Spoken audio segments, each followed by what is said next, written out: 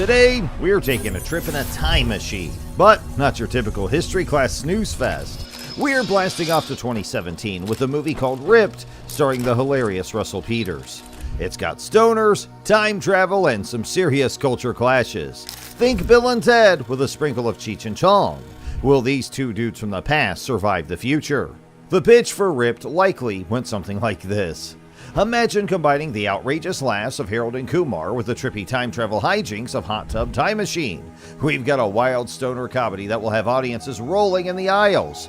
Written by William Coronel, it was directed by Brad Epstein, making his directorial debut after producing hits like About a Boy. The story opens with best friends Reeves, who's played by a young Kyle Massey, and Harris, a youthful Vandit Bont, embarking on a teenage adventure. Their mission is a concert. Unfortunately, Harris's girlfriend Debbie is grounded by her imposing father, Mr. Sanchez. Disappointed but undeterred, the duo decide the show must go on. Except a detour for weed throws a wrench in their plans. Enter Joe, their enigmatic new dealer with a shady proposition. In exchange for, companionship, they score some CIA-grade marijuana. Intrigued, yet suspicious, they continue their journey, visions of rocking out fueling their every move. However, fate has a funny way of intervening. Their van careens into a ditch, leaving them stranded in the middle of nowhere. Desperate entertainment, or perhaps a desperate attempt to heighten their mood, leads them to the forbidden stash. One puff, one blink, and poof, 30 years vanish. They awaken older, as Faison Love now portrays Reeves, fatter and undeniably less sharp.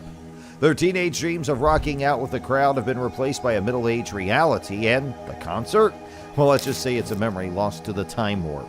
The once carefree teenagers now grapple with the bewildering reality of 20-something years missing. Gone are the days of youthful invincibility, replaced by the aches and pains of middle age. Technology has become an alien landscape, and social norms have completely shifted. Our time-traveling heroes must navigate this strange new world, all while searching for a way to recapture their lost youth and perhaps even reconnect with Debbie, who's now all grown up. The film leans heavily into the classic trope of fish-out-of-water humor with our time-displaced protagonists.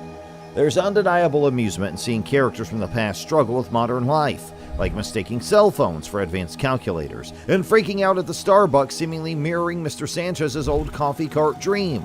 However, the humor gets a bit one-note. When the boys manipulate their way back into Debbie's life, the situation takes a turn for the uncomfortable. It's hard to swallow that a single mother with a teenager would be so easily swayed by two middle-aged men with a fantastical tale, especially when Harris acts like a stereotypical lech towards her. The lack of believability in Debbie's character is a missed opportunity. A more nuanced portrayal of Debbie could have added depth and explored the complexities of reconnecting with people from your past, especially after such a dramatic absence. The emotional turmoil of having two figures from your high school days reappear, claiming to have been missing for 3 decades. There could have been a fascinating exploration of trust, forgiveness, and the challenges of forging new relationships on top of the already established bond. Instead, the film relies on a tired trope that feels lazy and undermines the potential for a truly engaging narrative. Debbie's character deserved better. She should have been a force to be reckoned with, a woman who had grown and matured over the missing years, but the film relegates her to a passive plot device used solely to prop up the antics of the two male leads. The film attempts to rekindle a romance between Harris, a man who seems to have arrested his emotional development at a teenager age, and Debbie, a woman who has demonstrably blossomed into a mature and accomplished adult over the intervening 30 years. This central plot point is a major misstep. The complete lack of chemistry between the actors makes their scenes awkward and unconvincing. Debbie's teenage son Brad seems to be the only person in the present day who shares Harris and Reeves' juvenile sense of humor. This glaring disparity further weakens the idea that Debbie would even entertain the notion of rekindling a romance with Harris. It strains credulity to imagine that a woman who has built a successful life for herself and her son would be drawn to a man who seems incapable of basic adulting. Their initial business venture crumbles quickly. Their brilliant idea of selling coffee on a street corner, a concept ripped straight from Mr. Sanchez's old dream, fizzles out when they realize the ubiquity of Starbucks. This initial failure, however, leads them to a new, equally ill-conceived plan, a marijuana-infused chili restaurant named the Chili Pot. Every pun the film throws at the audience is as subtle as a sledgehammer, draining any comedic potential from what seems to be the movie's main comedic crutch.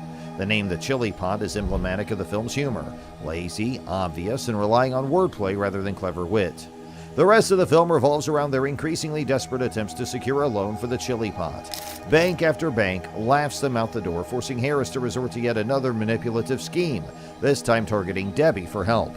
After a series of increasingly far-fetched trials and error, they seem to be on the verge of success when Joe, their enigmatic weed dealer, reappears with a new strain of CIA-grown marijuana. This unexpected development throws a wrench into their already precarious situation and hints at potential complications to come. Despite the film's flaws, the charismatic cast manages to salvage some enjoyment. Each actor brings a unique spark that elevates the tired premise. The humor, however, is a mixed bag. While there are occasional nuggets of comedic gold, most attempts fall flat, relying on groan-worthy puns and dated gags. Even more glaring are the gaping plot holes. The writers completely ignore the obvious. Why wouldn't these time-displaced men attempt to return to 1986? Discovering their parents deceased or are missing is a heavy blow, but wouldn't they seek out other relatives or even old friends? The film makes no attempt to address the media frenzy that would surely erupt upon their reappearance. After all, they were presumed dead for 3 decades. The news headlines: local teens missing for 30 years found alive. The public's fascination, the questions about their disappearance, the struggle to reintegrate into a society that has moved on in their absence, all fertile ground for exploration that the film abandons. These unanswered questions are a major frustration, leaving viewers scratching their heads instead of clutching their sides with laughter. However, despite these shortcomings, the talented and diverse cast manages to keep the film watchable. Their performances provide a saving grace, offering moments of genuine humor that rise above the film's weaker elements. Faison Love and Russell Peters deliver their signature comedic styles, injecting some much-needed energy into the film. Even one-dimensional characters they portray are brought to life with a charm that makes them oddly endearing.